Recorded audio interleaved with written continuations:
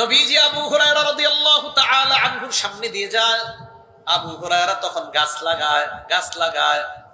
আল্লাহ নবী আবু হুরায়রাকে প্রশ্ন করলেন, মাল্লাযী তাগরিসু ইয়া আবা হুরায়রা, আবু হুরায়রা তুমি কি লাগাও? আবু হুরায়রা জবাব দেয়, ফিরাসাল্লি ইয়া রাসূলুল্লাহ, আমি একটা চারা লাগাই। নবীজি বলেন, আলা আদুল্লুকা আলা ফিরাসিন খায়রিন লাকা মিন হাদা, আমি কি তোমাকে এর চাইতে উত্তম চারার কথা বলবো না? জি হুজুর বলেন। নবীজি বলেন, আবু হুরায়রা তুমি বলো, আমরাও বলি, বলেন সুবহানাল্লাহ, আলহামদুলিল্লাহ, লা ইলাহা ইল্লাল্লাহ, আল্লাহু আকবার।